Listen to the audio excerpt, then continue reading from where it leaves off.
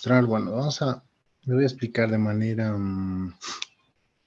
general antes de realizar el ejercicio de selección de muestra. Y bueno, en un caso más voy a publicarlo para que ustedes practiquen. Entonces eso me va a tomar un poquito de tiempo. Sin embargo, vamos a... les voy a explicar gráficamente, ¿no? De acuerdo al ciclo de transacción significativo que hemos venido describiendo y explicando, ¿no? El enfoque que estamos aplicando para que me entiendan. Entonces, denme unos minutos, a ver, voy a conectar mi tableta y ahí voy a habilitar la pizarra, pues y ahí les explico. Denme unos 5 minutos, por favor, estoy justamente conectando para explicarles ahí, ¿no? Entonces, denme por favor 5 minutos.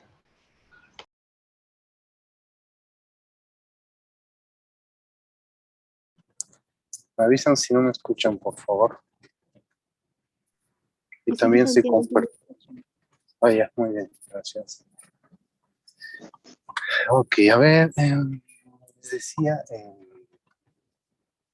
que vamos a repasar un poco gráficamente lo que estamos haciendo, para que se entienda también cuándo es que aplicamos un enfoque de confianza, cuándo vamos por un enfoque sustantivo y por qué resulta, digamos, más eficiente, ¿no? Optar por un enfoque de confianza en algunos casos. Entonces, algo muy importante es que tenemos que, como ya habíamos comentado anteriormente, tenemos que identificar los flujos de transacciones significativos, ¿no? Y pues en las entidades financieras claramente habíamos indicado que uno de los flujos de transacciones significativos es el tema de la colocación, ¿no? La colocación. En este caso, colocación de créditos, ¿no? Préstamos.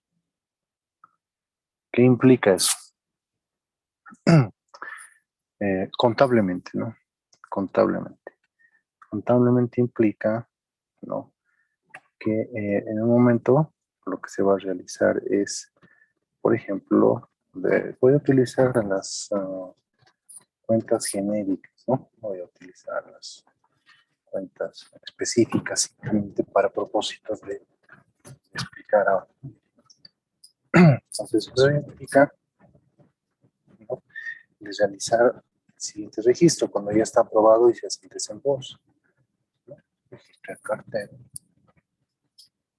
compra,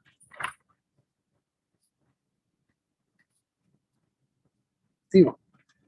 Para el ejemplo vamos a utilizar montos grandes simplemente para ilustrar. Digamos, ¿no? Eso va a ser en el primer momento, cuando se hace el desembolso. Obviamente, después, lo que sucede es que se va realizando el devengamiento de esos intereses. Aquí tendremos un registro y luego tendremos otro, que va a ser lo siguiente.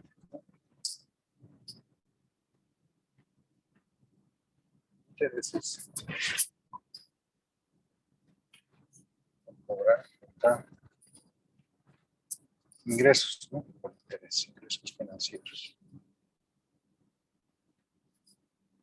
Bueno, vamos a suponer que son, vamos a ver, obviamente, recuperar 100%, sino poner, digamos, 10. ¿Okay?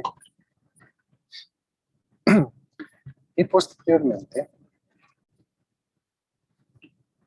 va a ser el cobro, ¿sí? crédito. Entonces, una parte, ¿no? En función al plan de cuotas que se haya acordado. Entonces, eso va a ser, pongamos,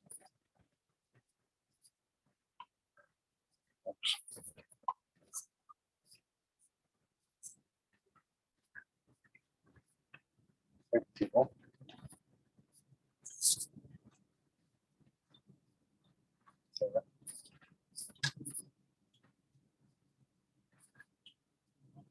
Bueno, ¿no? Pongamos que de cartera también se está cobrando con 10. 10, menos a 20.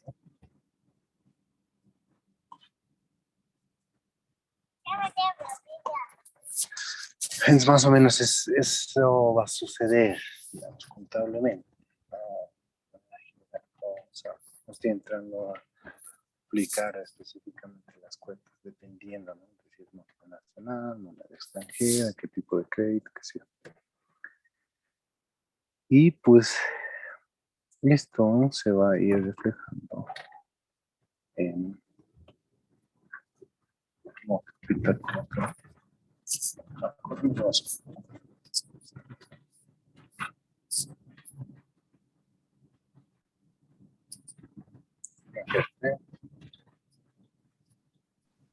Licenciado, buen día. Sí. Licenciado, no lo podemos escuchar muy bien, o bueno, yo no lo puedo escuchar muy bien. Ah, ya. ¿Sucede lo mismo con el resto? Para Sí, revisar licenciado. la conexión. Sí, licenciado, por Sí, no favor. se escucha. Ah, ya. A ver, Ahora está déjenme- bien, licenciado, pero se escucha entrecortado. Ya, déjenme revisar un momento la conexión, por favor. Espérenme un momento.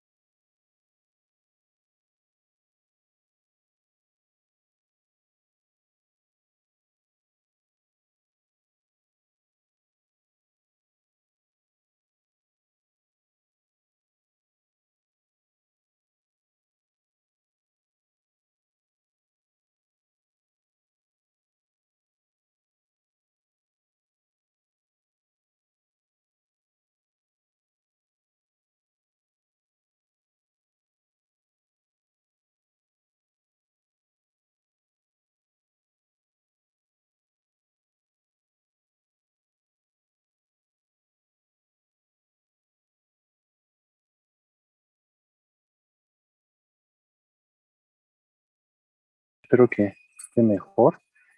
Me avisan de todas maneras si es que el problema continúa. Y siguen viendo, ¿verdad? La pantalla que estoy compartiendo. Ya no, Lick, no vemos la pantalla. Ah, ya. Vamos a compartir.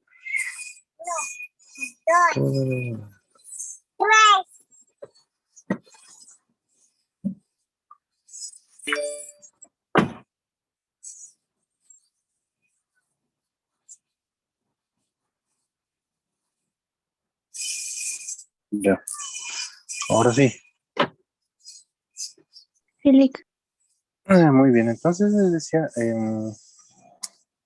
ese es más o menos un resumen de la secuencia que sigue contablemente, no especificado, digamos, no las cuentas específicamente que se utilizan, no sé qué puede ser moneda nacional, moneda extranjera, que sea algún tipo de crédito específico. Hay un manual de cuentas en el que establece claramente cómo se tiene que se registra.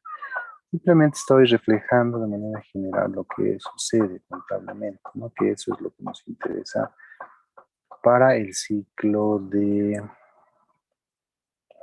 este caso, o el proceso de lo que es colocación. Bien, entonces decía, bueno, por un lado vamos a tener ese mayor, por otro lado va a estar acá, digamos, la cartera, ¿no? Y por aquí va a estar el por cobrar también. Y por aquí, ¿qué la vamos a colocar? Estarán los ingresos, ¿no? Los ingresos financieros. Y pues lo que sucede es que cuando se desembolsa, obviamente, este dinero se detecta acá. Y esto ya se refleja acá, ¿no? Por los 100, por aquí los otros 100, que viene a ser como una cuenta por cobrar. Cuando se deben a los intereses, esto se refleja acá, vamos a los 10, y esto se va a reflejar acá, ¿no? Cada mes. Y obviamente cuando se hace el cobro, esto va a ir por acá, ¿no? Esto va a ir a disminuir el crédito. Y esto va a ir a disminuir el devengamiento, ¿no? Y puede ser que esto quede en saldo cero. Al final, obviamente esto en el tiempo también va a quedar en saldo cero, dependiendo, ¿no? De qué tipo de crédito sea. Puede ser crédito vehicular, de consumo, qué sé yo, ¿no? Y el tiempo es variable. Bueno, más o menos ese es el ciclo, ¿no? Ahora bien, y obviamente aquí también vamos a tener un saldo, ¿no? Ahora, el tema es que en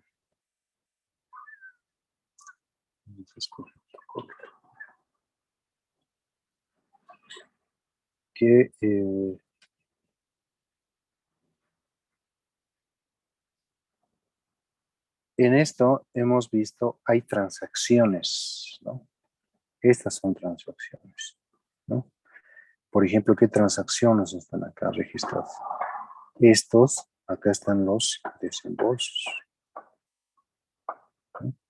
Y recuerdan que habíamos hecho un ejemplo, ¿no? Donde habíamos preparado un ejemplo de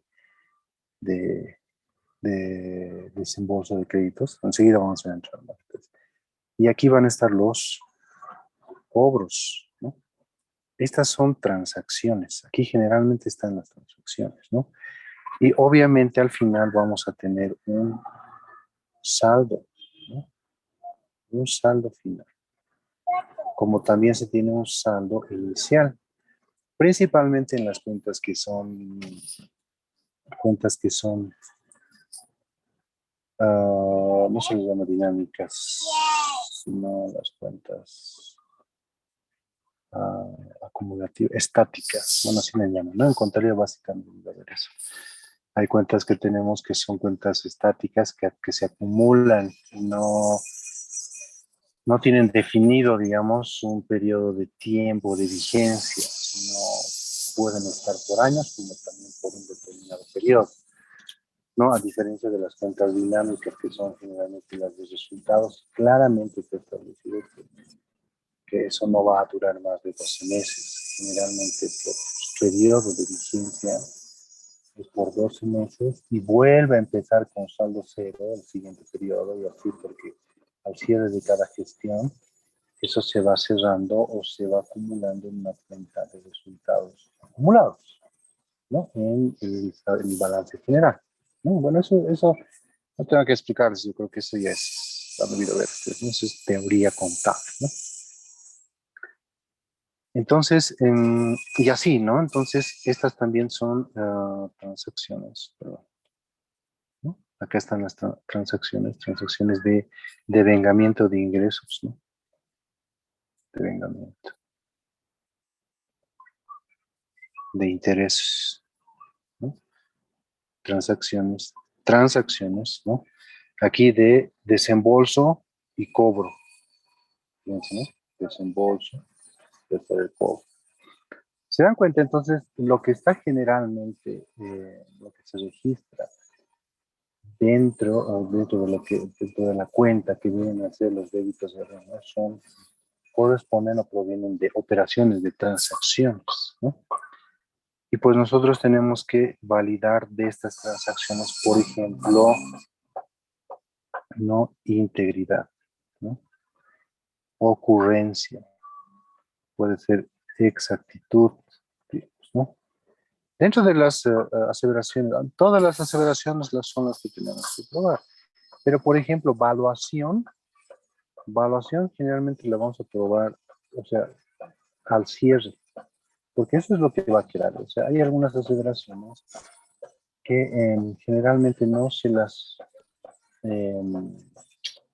obtiene evidencia suficiente adecuada mediante pruebas o procedimientos de control. Bueno, entraremos a hablar del enfoque antes de antes de continuar con las aseveraciones. Entonces, ya sabemos que en las cuentas que participan en un flujo de transacción como el de colocación, que viene a ser la colocación de créditos, préstamos, intervienen o pueden participar estas cuentas, ¿no? Efectivo, cartera, ingresos por cobrar, ingresos financieros. Entonces, y en eso hay transacciones y que en algunos casos van a terminar como saldos. Entonces, generalmente, para estas transacciones, ¿no? Para estas que acabamos de ver, por ejemplo, para el efectivo, que también está relacionado con cartera, que por un lado están los desembolsos, se registran los desembolsos, y por otro lado se registran los cobros, ¿no? Como son transacciones rutinarias que suceden muchas veces en un día pueden hacer muchos desembolsos, ¿no? En un año, entonces, fácilmente se va a terminar con miles, ¿no?, de desembolsos. Generalmente, y como son rutinarios, ¿no?, pues lo que hace la gerencia es establecer un sistema de control interno, ¿no? Establecer, implementar actividades de control que pues cumplan la función de prevenir, ¿no?, de que pueda llegar un error a los estados financieros, de prevenir o también la de detectar y corregir. Entonces, por eso cuando hablábamos de pruebas de controles, tenemos de esos dos tipos generalmente, ¿no? Controles que tienen la función de prevenir que no suceda, porque lo que puede suceder, por ejemplo, es aquí, ¿no? ¿Qué puede pasar aquí? Que digamos se ha aprobado el crédito para desembolsar 100, pero no se desembolsa 100, ¿no? Sino, digamos, han desembolsado 90 o han desembolsado 110. Son errores, ¿no? Son errores que puede suceder. Entonces, esos controles tienen esa función, ¿no? De prevenir que no pase ese error. O si no, la de detectar posteriormente, si se ha suscitado, la de detectar y corregirlo, ¿no? Esa es la función, ¿no? Y de esos dos tipos de controles que puede implementar la gerencia y que obviamente ayuda a que pues reducir, ¿no?, esos errores en los estados financieros, que para nosotros vienen a ser los riesgos. Por eso nosotros cuando estamos en la fase de planeación, lo que hacemos es comprender, entender, ¿no?, el sistema de control interno. Primero, digamos, a nivel de entidad, si se quiere, ¿no?, donde nosotros valoramos o evaluamos el ambiente de control, el proceso de valoración y evaluación de riesgos, ¿no? Lo que es información y comunicación. ¿Recuerdan? Eso han debido ver ustedes también en auditoría, ¿no? Todo un capítulo entero ¿no?, se habla sobre control interno. Justamente nosotros tenemos, y eso no ha cambiado, ¿no?, con la NIE 315 que se ha revisado, ¿no?, y que se ha puesto, o que entra en vigencia a partir del 15 de diciembre de este año, del 2021. Eso no ha cambiado, ¿no? Obviamente se han hecho muchas modificaciones, acotaciones, principalmente relacionadas a lo que es tecnología de información, pero en cuanto a lo que es sistema de control interno no ha cambiado, tenemos la misma responsabilidad obligación de comprender y evaluar, ¿no?, el sistema de control interno. Y en eso justamente nos ayuda la parte, digamos, a nivel de entidad, poder concluir, ¿no? Y ya pues más o menos ir definiendo, hacer una valoración, ¿no? Y les daba un ejemplo, generalmente en la auditoría financiera o eso, ¿no? Digo, hacemos un comparativo de dos compañías. Si, por ejemplo, vemos que en una compañía determinamos que tienen falencias, hay más probabilidad de que pues pueda ocurrir errores, y eso porque, digamos, no tiene un código de ética, digamos, ¿no?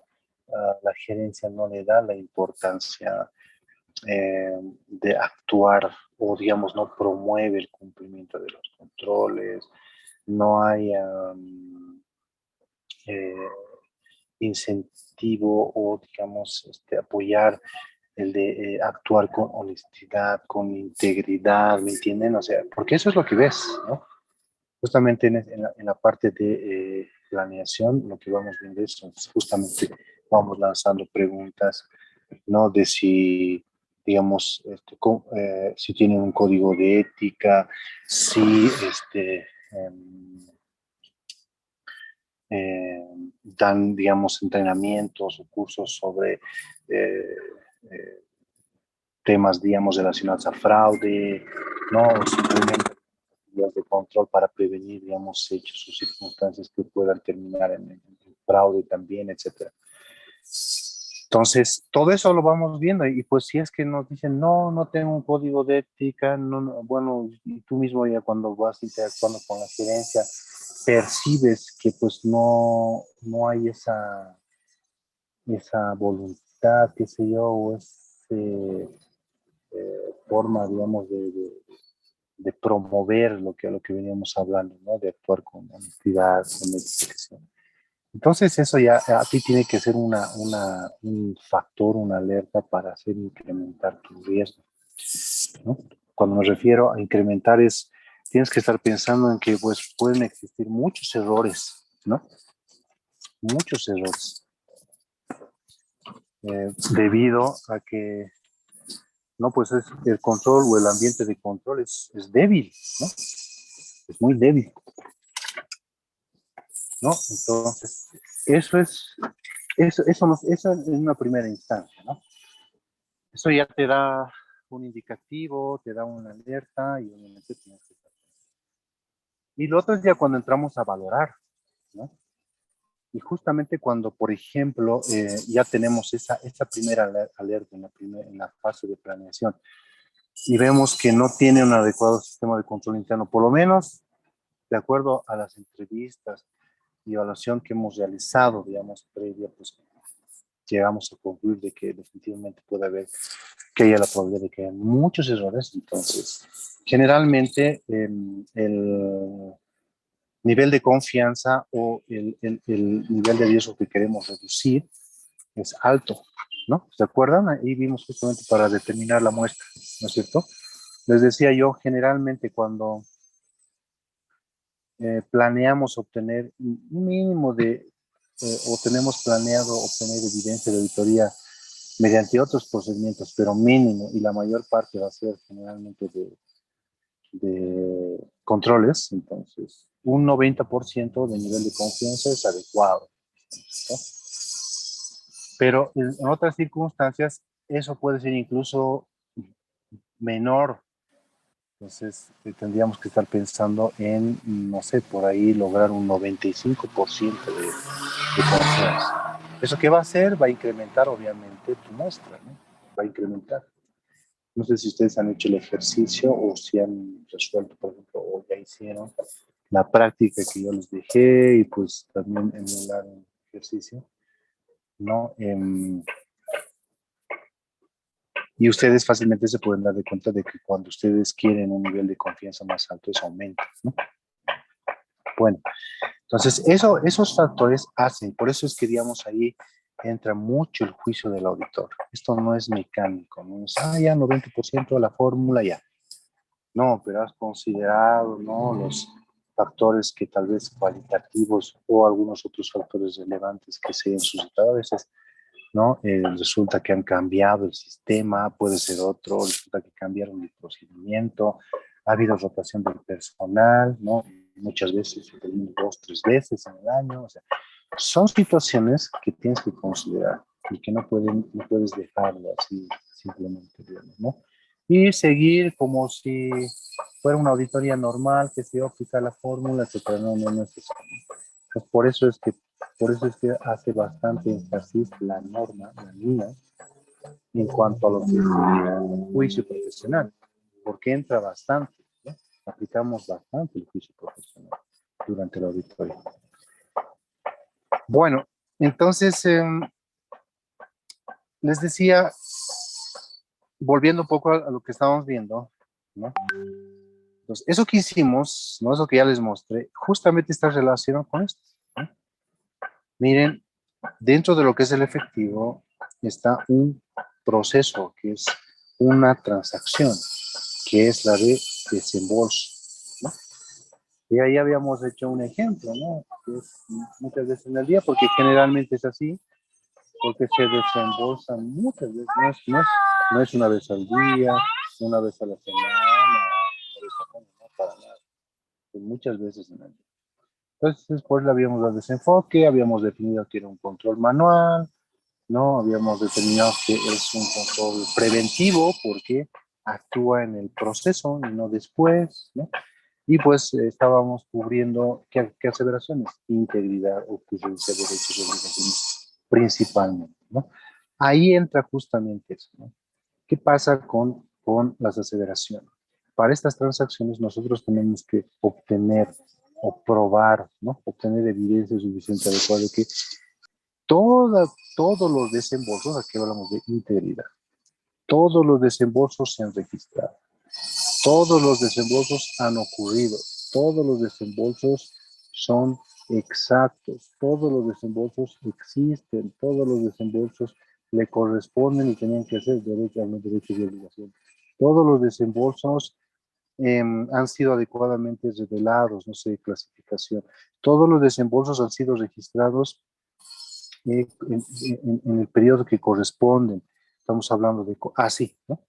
Y podemos ir viendo por cada aseveración, pero no es que digamos que con un procedimiento de auditoría vamos a probar todas las aseveraciones, ¿no?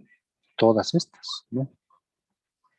No con una, va a depender, ¿no? Va a depender, digamos, del tipo de procedimiento que vamos a aplicar. Por ejemplo, con una prueba de control, yo podría obtener evidencia de integridad, ocurrencia, exactitud, digamos, ¿no? Hasta de derecho y obligaciones. Pero no tanto así, digamos, de clasificación, corte, existencia, la otra es, ¿no? Evaluación, no. Entonces tendría que estar pensando en otro tipo de procedimientos. Y más va a ser, digamos, más adecuado para el cierre, para esto, para el saldo final, ¿no? Que esté correctamente evaluado, ¿no? Que exista existencia, que corte, que pues en el saldo estén todos los desembolsos o no sé, cobros que correspondan, que sea, ¿no? Entonces, y la misma norma la aclara, ¿no? Establece que no siempre con pruebas de controles, por ejemplo, no tienen que leer para esto, mejor si repasan esto que estamos viendo, la mía 330, ¿no? Esa es la mía, establece, ¿no? Lo que estamos hablando ahora, pruebas de controles, pruebas analíticas sustantivas, las pruebas de letal y todo eso, ¿no? Y ahí es donde establece claramente que mediante pruebas de controles, por ejemplo, no vamos a obtener para ciertas aseveraciones la evidencia de auditoría que se requiere. Entonces, necesariamente tenemos que planificar o diseñar pruebas sustantivas en algunos casos, ¿no? Entonces, por eso nosotros en la prueba de control que habíamos revisado y habíamos visto, pues habíamos indicado que vamos, con esa prueba de control vamos a probar integridad. Todos los desembolsos, ¿no? Se han registrado, ¿no? Que han ocurrido o que le corresponden mediante esa prueba de control. Para eso hemos identificado un control relevante, ¿no? Un control relevante. Porque el riesgo estaba en que no se hayan registrado, o sea, el riesgo con integridad, por ejemplo, es que no se hayan registrado todos los desembolsos, que los desembolsos no sean ciertos, que no hayan ocurrido, que no le correspondan al banco, ¿no? O sea, más o menos llevándolo al otro lado, esos serían los riesgos, ¿no? Pero nosotros lo hemos descrito de otra manera que contempla, o digamos, todo aquello que habíamos manifestado. Bueno, todo aquello que habíamos,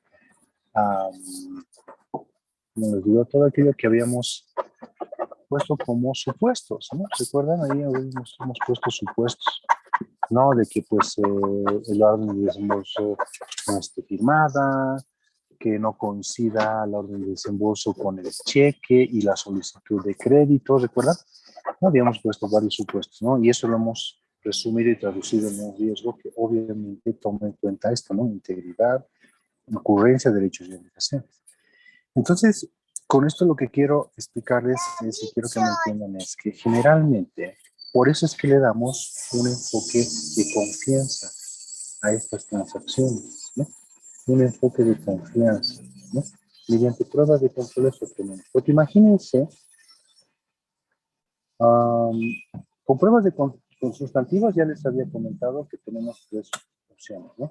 O probamos toda la población, o aplicamos partidas específicas o muestreo sustantivo. Probar toda la población no es factible. Imagínense, no son pues unos cuantos desembolsos, ¿no? Son miles de desembolsos.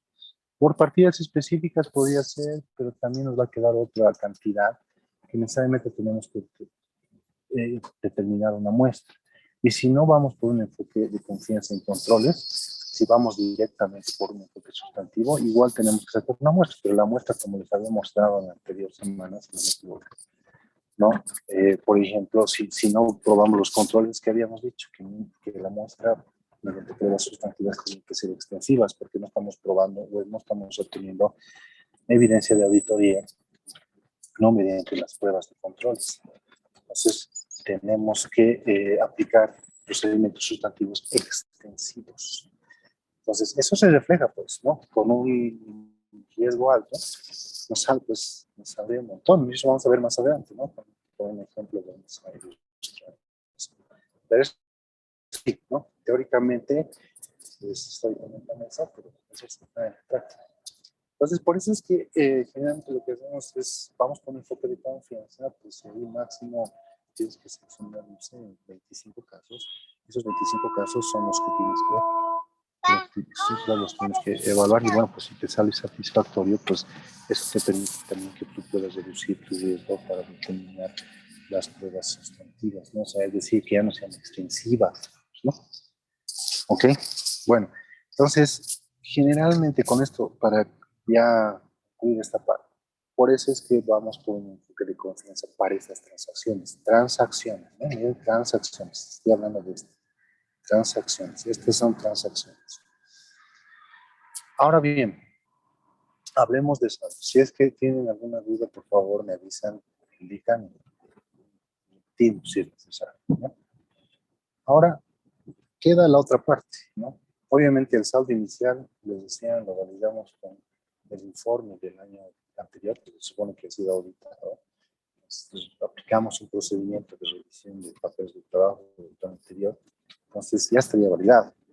La parte, digamos, de adentro de las cuentas que resumen las transacciones, como en este caso del efectivo, los desembolsos y los cobros, los evaluamos con pruebas de controles. Y nos queda un saldo, nos queda al final el saldo, ¿no? Y a este saldo, ¿no? A este saldo generalmente le damos un enfoque sustantivo, ¿no? ¿Eso qué quiere decir? Aplicamos pruebas analíticas sustantivas o pruebas de detalle, o pruebas de detalle, ¿no?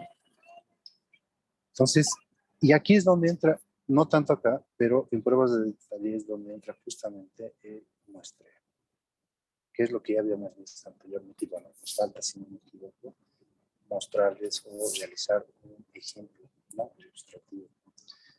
Entonces, para estos saldos, ¿qué procedimientos generalmente de detalle realizamos? Les decía, por ejemplo, tenemos que probar existencia. ¿Cómo probamos existencia, por ejemplo, de disponible? Entonces, lo que hacemos es por ejemplo, para probar existencia, hacemos aquí, ¿no? Vamos nosotros directamente al banco, al cierre, y participamos de los equipos, ¿no? Para corroborar o confirmar la existencia. ¿Ese es un procedimiento de control? No. ¿Es una prueba analítica? No. ¿Es una prueba de detalles? Sí. Un procedimiento sustantivo de detalle, donde inspecciones, ves, ¿no? Detalle, ¿no? Efectivo, no sé, digamos, ¿no? Ese es un procedimiento, por ejemplo, sustantivo, ¿no? Para determinar la existencia, una determinada fecha de lo que se dispone. ¿No? Y pues, obviamente, no aplicamos prueba de control, ¿no? No aplicamos prueba de control. Y, digamos, si tuviesen efectivo en otras cuentas bancarias, como es normal, que sucede, ¿no? En el exterior, por ejemplo, lo que hacemos son confirmaciones, ¿no? Confirmaciones. Mandamos cartas. Se envían cartas de confirmación, que es un procedimiento también sustantivo de detalle, ¿no? Donde justamente en detalle confirmas de quién, el monto, la moneda, quiénes son las firmas autorizadas, ¿no? Y dentro de la categoría de confiabilidad de la evidencia está también de confiable de medio para arriba, porque es de una fuente externa, ¿no? ¿Cuál es la de mayor confiabilidad? No, la que nosotros obtenemos de manera del arqueo, en el que participamos nosotros de manera directa, ¿no? Yo justamente ahora, por ejemplo, ayer estuve, ¿no? Realizando este mes las empresas mineras, ¿no? Por ejemplo, hacen su cierre el 30 de septiembre. Entonces ayer yo estuve presenciando, ¿no? En la medición, por ejemplo, de Stompay, del inventario que tiene el cierre de este. Entonces ayer estuve presenciando de manera directa, ¿no? Y confirmando que lo que van a revelar en los estados financieros como inventario existe, ¿no? Entonces, ese procedimiento o ese tipo de procedimiento, o mediante ese procedimiento, por ejemplo, tenemos evidencia de mayor confiabilidad. Entonces, ¿qué evidencia más confiable que la que nosotros obtengamos de manera directa, ¿no es cierto? Nosotros vemos, validamos y confirmamos. Pero está la de obtener una confirmación, como también la voy a hacer, por ejemplo, ¿no?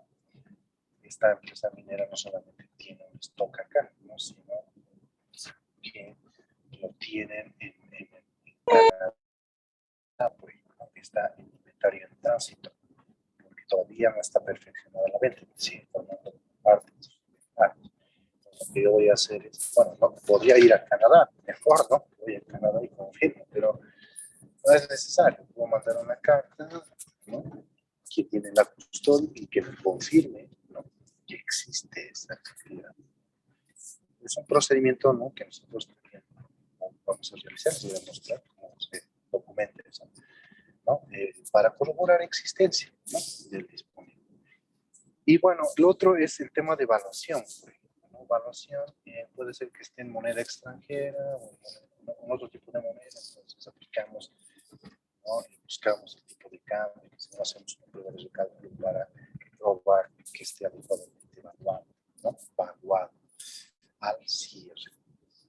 Entonces, si ahí aplicamos pues, unos procedimientos de cálculo, pero ya es de detalle, ¿no? O sea, no estamos probando el control, ¿no? Y tampoco es una prueba analítica.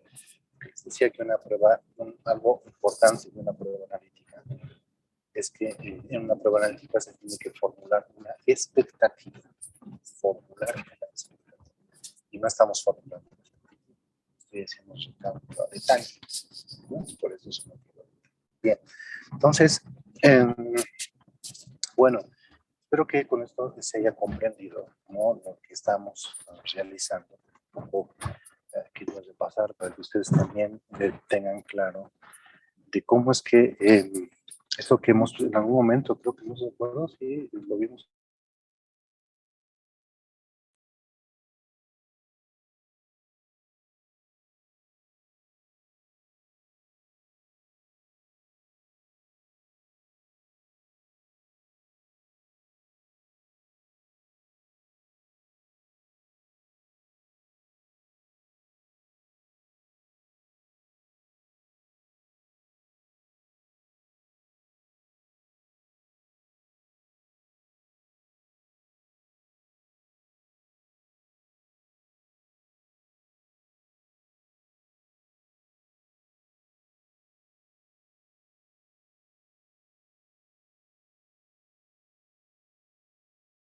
Sí, no se le escucha. Lick, no se le puede escuchar, por favor. Dice, no se le escucha.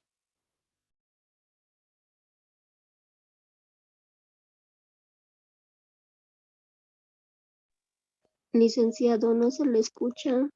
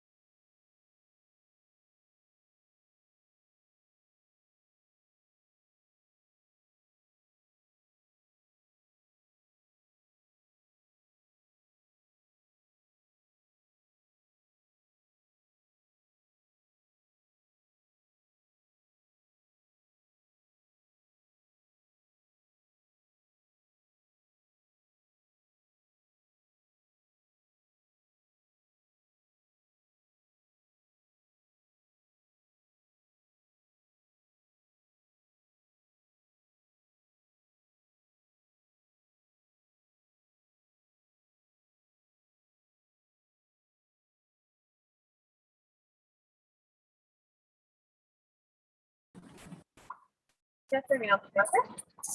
No, voy a ver en qué parte se había cortado. Hola. Hola. Lick, ahora sí le puedo escuchar. Creo que se cortó. ¿Hasta qué parte me escucharon? Pues sí me di cuenta que se cortó. Hola, hola. Hace unos 8 minutos tal vez, Lick. Recién casi acabar. Ya. Bueno, entonces, pero me escucharon, me entendieron, digamos, la parte de la explicación que les daba del flujo de transacciones, ¿verdad? A ver, un poco mostrándoles esto.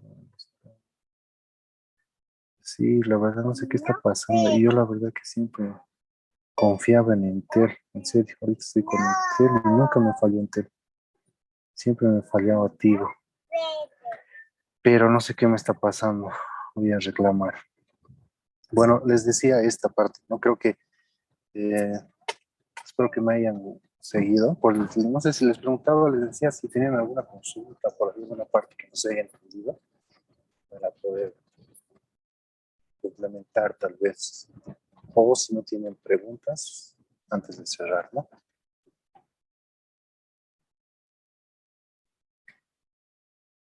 Hola, creo que se cortó otra vez. Te escuchamos, Lic. Ya, creo que no tienen preguntas, ¿verdad? Bueno, lo que he tratado de hacer es resumir básicamente, ¿no?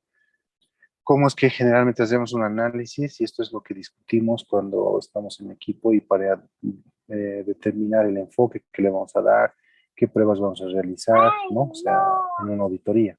Esto para el tema de colocaciones y lo mismo podrían realizar ustedes, por ejemplo, para el tema de captaciones. Ya, bueno, vamos a quedar aquí. Vamos a continuar la siguiente clase con el ejercicio que nos está quedando pendiente, ¿no? Ahí de aplicación, principalmente de pruebas sustantivas, ¿no? Voy a mostrar cómo seleccionamos una muestra aplicando la guía, que también, si no me equivoco, ya la vimos. Y con eso, y con algún ejemplo más de prueba analítica, vamos a ir ya completando, concluyendo, ¿no? Bueno, pues si no tienen preguntas, que tengan una feliz tarde. Continuaríamos la siguiente clase. Muchas gracias por su asistencia. Que tengan nuevamente una feliz tarde. Gracias. Hasta luego. Licenciado, una pregunta. Ha subido 2 casos. No sé si volvió a reiterar. ¿Para cuándo tenemos que presentar? Decía ahí para el 7 de octubre. No, todavía, bueno, si por ahí salió con alguna fecha, debe ser un error. No, yo les voy a indicar, pero ¿cuándo van a presentar? Van a presentar todo su legajo, ¿no? O sea, ya deberían de tener listo. Por ejemplo, hasta antes de eso, ya lo deberían tener completado. Si yo les digo que el lunes lo carguen, todos deberían de cargar sus papeles de trabajo. Entonces yo les sugiero que lo tengan listo. Yo creo que ya lo vamos, en este mes lo vamos a, yo voy a darles una fecha porque en octubre ya vamos a terminar. En octubre vamos a tomar el examen final. Así que para no extender mucho esto, en el mes de septiembre, pero todavía, a ver, déjenme ver el calendario, ¿cuándo podría ser? Pues,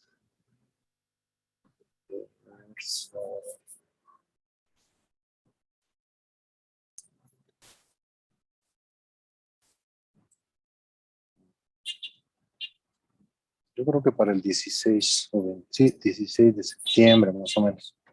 Les vayan preparando. Yo voy a habilitar la actividad para que el 16 puedan cargar ya sus papeles de trabajo para revisarlo. ¿Ya?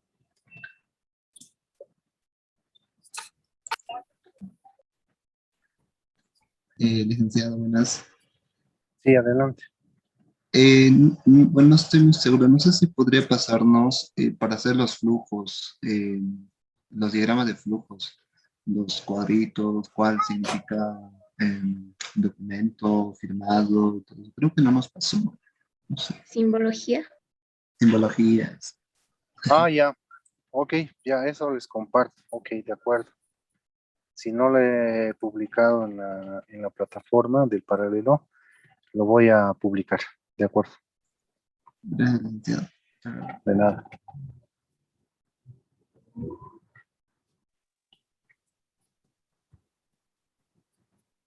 Bien.